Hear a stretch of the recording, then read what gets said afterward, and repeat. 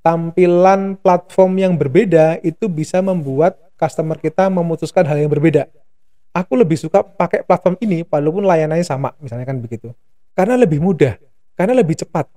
Karena yang bagian send itu pas di kanan atas sehingga itu paling mudah diklik.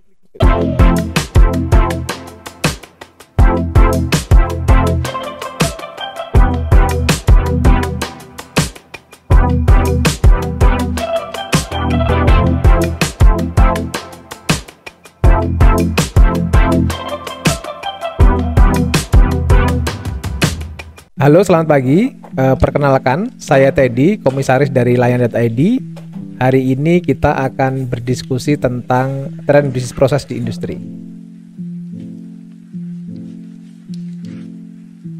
Ya, dalam keseharian itu kita sering keliling dari satu pabrik ke pabrik yang lain, dari satu bisnis ke bisnis yang lain, dari satu factory ke factory yang lain. Karena memang kita bergerak di bidang commercial industry. Kami melihat bahwa dalam terutama setelah COVID ini tantangan bisnis proses di industri itu semakin dinamis. Kalau banyak pakar berbicara bahwa customer itu melakukan shifting perilaku, dan begitu juga industri harus menyesuaikan. Salah satu yang menjadi isu utama itu adalah kecepatan servis. Kecepatan servis saat ini banyak sekali di industri itu, banyak bisnis proses yang digantikan oleh IT, oleh platform, sehingga kecepatan servis itu menjadi semakin membaik. Tapi mungkin dibandingkan dengan kira-kira 10 tahun yang lalu, atau mungkin saat ini juga masih banyak dilakukan oleh banyak perusahaan, di mana biasanya di industri itu atau di suatu perusahaan itu setiap hari pasti ada masalah, pasti ada isu yang kemudian butuh keputusan. Dalam membuat keputusan ini biasanya akan ada staff yang membuat memo keputusan, yang membuat analisa, yang membuat studi, kemudian bentuknya mungkin jadi business case atau paper for approval, dan sebagainya, yang saat ini mungkin kalau kita melihat akhir-akhir ini banyak sekali AI yang muncul, yang jadi aplikasi itu menggantikan bisnis proses, tapi kemudian proses di dalamnya itu banyak AI yang sangat membantu. Dimulai dari misalnya membuat pertimbangan market mana yang akan dituju, kemudian fitur mana yang akan jadi unggulan, lalu kemudian harga berapa yang pas sesuai dengan market. Saat ini banyak sekali AI yang membantu. Bahkan terakhir itu bilang kalau misalnya saya mau membuat speech, ya, saya membuat speech dan waktunya tinggal kira-kira setengah jam lagi, saya bisa menggunakan ChatGPT misalnya. Ya, saya mau speech misalnya kepada karyawan baru tentang program induction gitu kan, apa yang harus di-sharing kan kepada karyawan baru. Kita bisa membuat dan draftnya langsung jadi. Yang mungkin sebelumnya kita meminta staf kita untuk membuat paparan, untuk membuat presentasi dan sebagainya yang mungkin membutuhkan waktu 2 hari atau 3 hari. Sekarang dalam waktu 5 menit bisa jadi. Saya kira itu fenomena industri yang dampaknya itu adalah ketergantungan proses bisnis terhadap karyawan atau terhadap manusia sebagai bagian dari pelaku proses bisnis itu menjadi sangat berkurang. Jadi mungkin yang masih bisa dikerjakan itu adalah critical thinking kalau di industri seperti itu.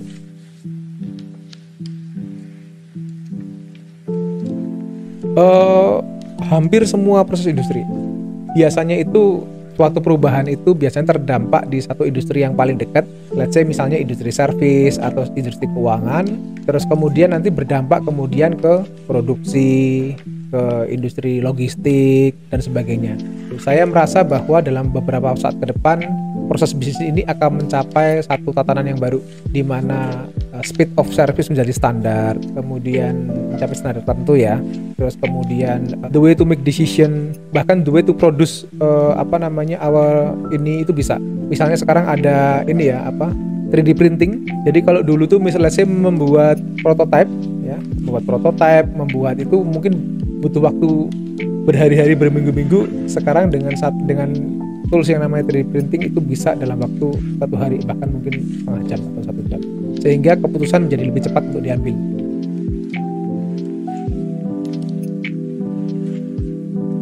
Saya rasa pelaku industri tidak punya pilihan lain kecuali kalau dia ingin tertinggal secara servis dan dia ingin kehilangan market. Saya rasa ini akan menjadi satu standar baru sih.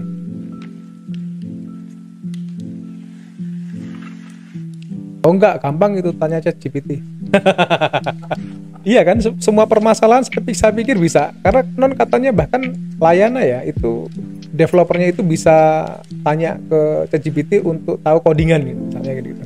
Sehingga codingan yang seharusnya perlu waktu let's say 2 bulan 6 bulan mungkin 1 bulan jadi, untuk of course untuk platform-platform yang sederhana. Karena sebenarnya sih membuat platform yang UI UX-nya bagus dan sangat berguna itu butuh perencanaan yang lebih mendalam.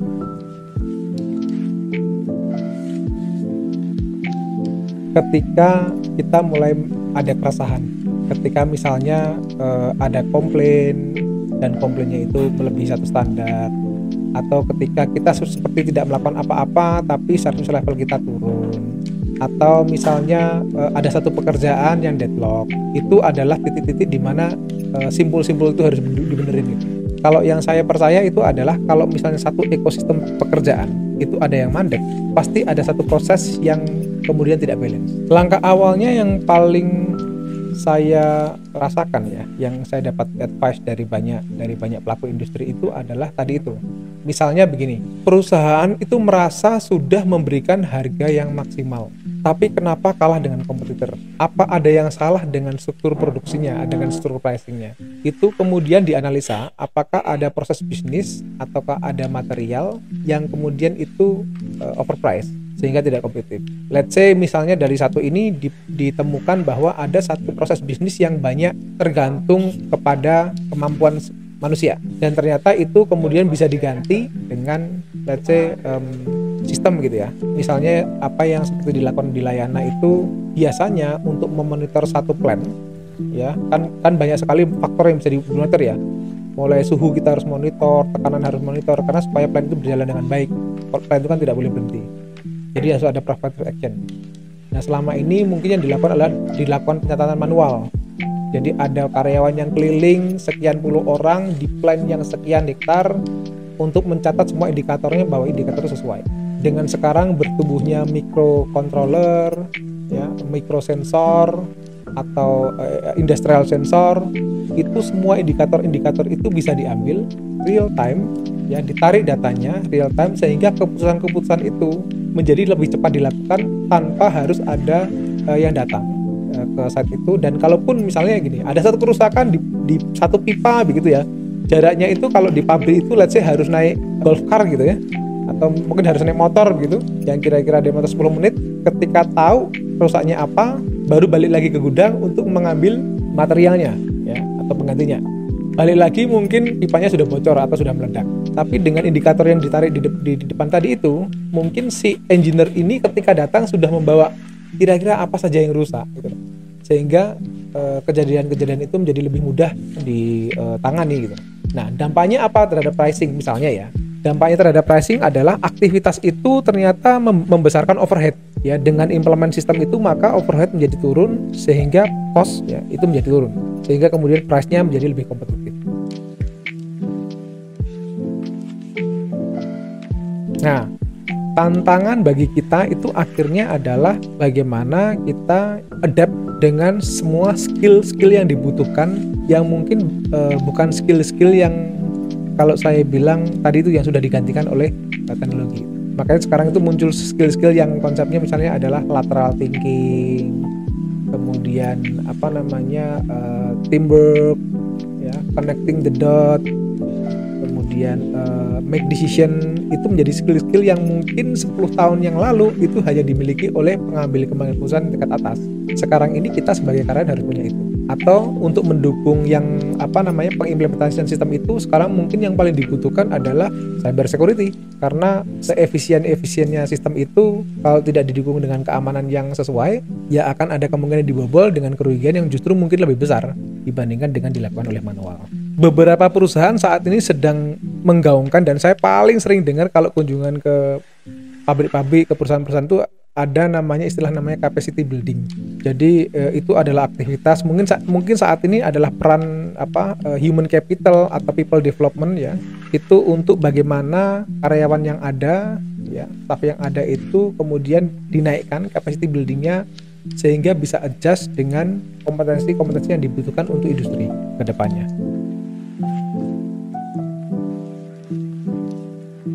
Saya rasa industri, terutama industri yang let's say ini ya, persaingannya ketat ya, itu menjadi ini, kita tidak punya pilihan yang lain. Kalau industri-industri yang captive market begitu, yang pasarnya khusus, mungkin masih punya ruang dan waktu untuk develop. Tapi industri-industri yang persaingan ketat itu mau nggak mau memang satu-satunya pilihan adalah itu, memang mengadjust kapasitas perusahaannya setara atau bisa berkompetisi dengan yang sekarang ada. Ya efisiensinya ujungnya kan cost. Sebenarnya sih kalau ada beberapa indikator ya kalau yang saya lihat yang sekarang jadi tren di industri.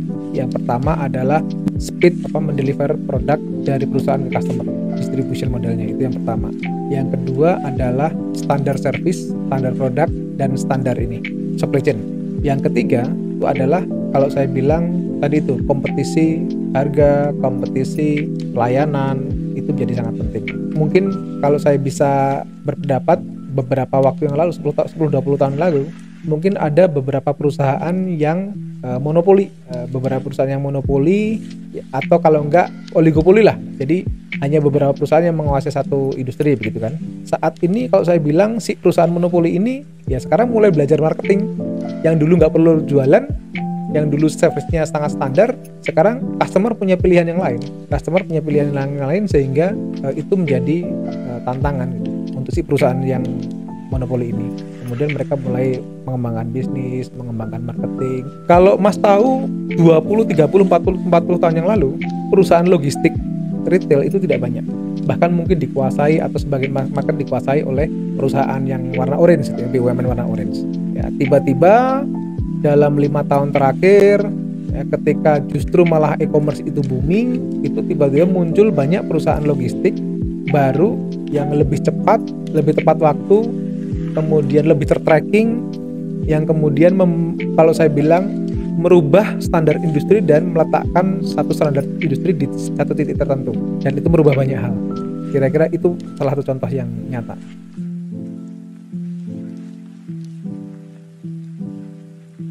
Setiap sistem saya rasa sih menjadi pendukung sih.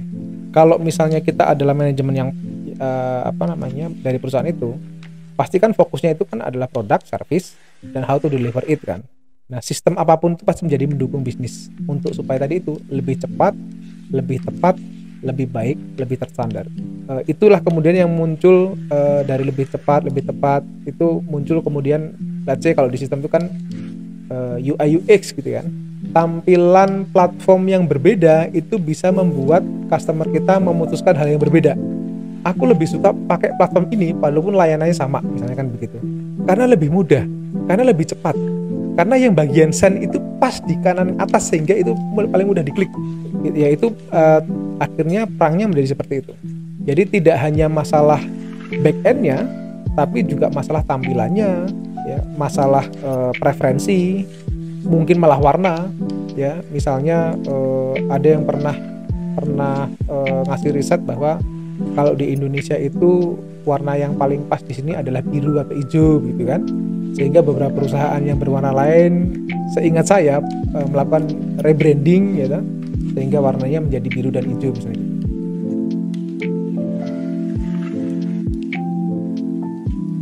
Nah, itu tadi yang saya bilang, saya percaya bahwa di setiap industri, setiap perusahaan itu pasti punya tim research, tim intelligence yang tadi itu kerjaannya memang setiap hari meriset. Nah, kerjaan meriset inilah yang kemudian sangat dibantu akhir-akhir ini dengan perkembangan AI. Yang dulu itu misalnya kadang ya di layanan itu sering membuatkan tambahan inquiry untuk nge-grab data supaya perusahaan itu dari data yang masuk atau bertransaksi itu ada data tambahan, inquiry tambahan, sehingga data itu bisa dipakai pengambilan keputusan.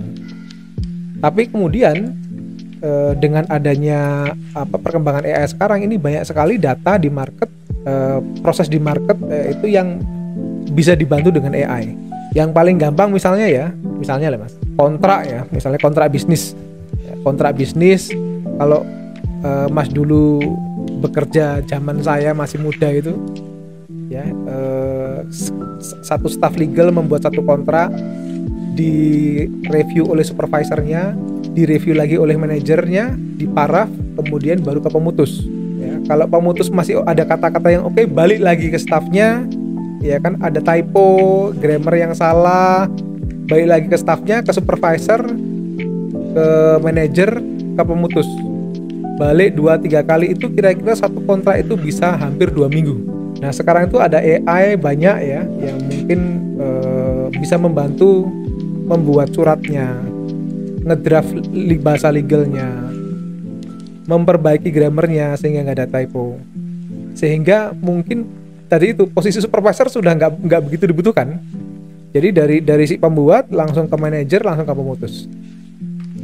Nah itu kira-kira yang terjadi, bahwa proses bisnis kemudian menjadi cepat. Jadi kontrak bisnis yang dahulu dikerjakan selama 2 minggu, sekarang ini mungkin 3 hari atau 4 hari sudah jadi.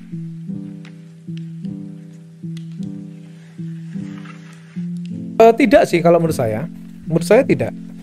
Justru malah kehadiran AI itu yang pertama adalah mempercepat, yang kedua itu adalah enrich risetnya, ya, memperkaya risetnya, kemudian pilihan-pilihan outcome-nya menjadi lebih banyak, sehingga pemutus itu bisa untuk mengambil keputusan lebih cepat dan lebih presisi.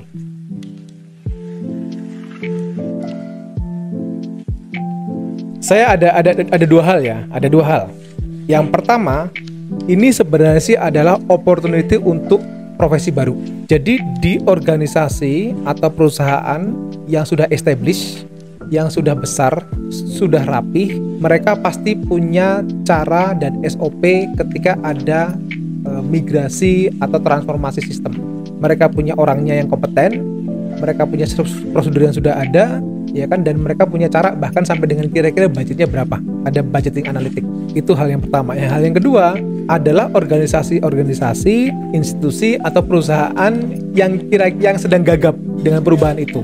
Nah ini kalau saya bilang tadi itu adanya peluang ya profesi baru sebagai, kalau saya bilang itu business transformer atau business advisor, ya, yang bisa menerjemahkan apa yang dimaui oleh perusahaan, oleh founder, karena bagaimanapun juga founder atau perusahaan itu adalah yang paling tahu masalah di bisnisnya dan akan kemana, ya kan, yang kemudian butuh intermediary yang bisa menerjemahkan itu menjadi bentuk kebutuhan sistem yang lebih operasional, yang lebih applicable, sehingga kita ya dari pihak developer itu benar-benar bisa memberikan advice atau membuat platform yang precise, yang benar-benar dibutuhkan oleh perusahaan itu dan efisien. Kadang itu dalam pembangunan platform itu proses tadi itu Mas, proses approval, proses menunggu perencanaan itu yang kemudian adalah kalau saya bilang itu wasting resource, ya, wasting resource. Misalnya kayak gini, di layanan ID mengerjakan satu project ada 6 developer, kemudian karena menunggu data, menunggu keputusan dari klien, dari itu 2 minggu atau 3 minggu, sehingga si developer ini harus menunggu 2 minggu untuk kemudian melanjutkan pekerjaan. Nah itu yang kemudian membuat harga itu cukup premium gitu loh, karena kami di layanan harus mempertimbangkan semua hal yang dibutuhkan, overhead yang dibutuhkan untuk itu gitu. Tapi kalau kita ketemu dengan satu perusahaan, setelah kita diskusi di meeting pertama saja, perusahaan sudah tahu sampai dengan level operasionalnya, mungkin kami juga bisa mengadjust apa yang kami tawarkan sehingga menjadi pricing yang efisien dan efektif untuk perusahaan. Saya pikir itu sih yang dibutuhkan oleh kedua belah pihak. Berbicara capacity building itu yang seperti keyakinan saya di awal, bahwa person di perusahaan itu, karyawan di perusahaan itu, key person di perusahaan itu adalah orang-orang yang paling kompeten, yang paling tahu bisnis. Jadi sebenarnya tadi itu jalan untuk bisa menjawab gap yang ditanyakan tadi, Itu yang pertama tadi itu ya, kita ada konsultan atau meningkatkan capacity building dari key person atau karyawan di sana dengan dilatih basic platform development sehingga perencanaannya itu menjadi lebih operasional, menjadi lebih sharp, menjadi lebih ini. Di layannya juga menyediakan itu, jadi kita menyediakan pelatihan-pelatihan ke perusahaan-perusahaan yang pengen karyawannya ditingkatkan capacity buildingnya, ya, sehingga ketika membuat perencanaan itu menjadi lebih precise. Jadi kalau besok langsung berhubungan dengan programmer, dengan developer itu langsung tahu berbicara di bahasa yang sama, ya kan, di mindset yang sama, ya kan, di background yang sama. Lalu bagaimana jika kita nggak punya waktu sehingga terpaksa harus develop platform? Pilihannya ada dua berarti kan? Pilihannya ada dua. Yang pertama, meng-hire programmer atau developer sendiri, atau kemudian meng-outsourcekan programmer. Nah, meng-hire developer itu ada dua juga. Anda mau angkat sebagai permanent employee atau contractual employee. Kalau permanent employee, ketika development itu habis, apa rencana Anda terhadap orang ini? Jangan-jangan nanti yang terjadi adalah PHK ketika platformnya sudah jadi, ya kan, tinggal di maintenance karena bisnisnya let's say itu BAU ya, bisnis as usual, tidak ada growth, maka tidak ada development lanjutan. Si programmer kemudian menjadi service printer atau service laptop, ya gitu. Yang kedua, kontrak ini resikonya pros and cons-nya. Prosnya adalah ketika selesai ya sudah, kontrak selesai. Cons-nya ya platform yang di-develop itu yang pertama bisa dibawa ketika kontrak selesai, ya, karena agreement-nya individu, maka tidak bisa di-issue secara individu atau cukup sulit. Atau kalau misalnya ternyata platform itu bermasalah, maka Anda harus meng-hire another developer, ya, yang kemudian itu menjadi cost lagi. Pilihan yang kedua adalah meng-outsourcekan. Meng-outsourcekan ada dua, meng-outsourcekan ke individu atau meng-outsourcekan ke perusahaan. Men-outsourcekan ke individu itu lebih berbahaya dibandingkan dengan karyawan kontrak, karena pegangan ininya jadi tidak semakin lemah gitu. Meng-outsourcekan ke perusahaan seperti meng-outsourcekan ke Layana.id, kami sudah cukup berpengalaman untuk mendevelop banyak platform sesuai dengan yang dibutuhkan oleh industri, dan kami membuat ini tailor-made dengan perjanjian yang tailor-made, ya, dan semua project di Layana itu semua ber-NDA. Jadi kami secara kode etik benar-benar menjaga setiap klien kita untuk menjaga kerahasiaannya, bahwa memang ini kita sedang mengerjakan membantu proses bisnisnya sehingga menjadi lebih baik, sehingga lebih cepat, menjadi lebih efisien.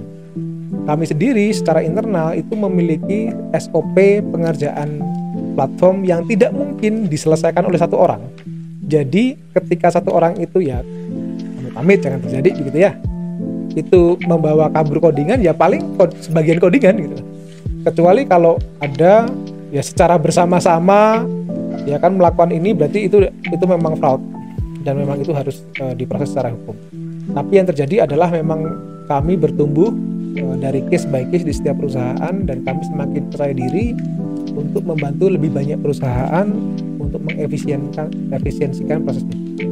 Jadi Anda bisa meningkatkan capacity building karyawan Anda, ya.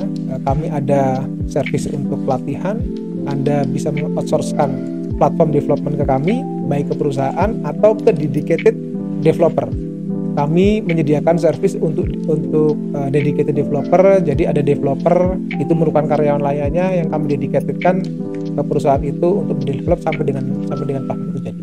Banyak hal yang kita bisa kolaborasikan, dan kami berkomitmen untuk membantu perusahaan memperbaiki dan mentransformasi proses bisnisnya dan melibatkan digital, IT dan digital sebagai bagian dari proses bisnis perusahaan Anda. Industri saat ini sedang mengalami perubahan.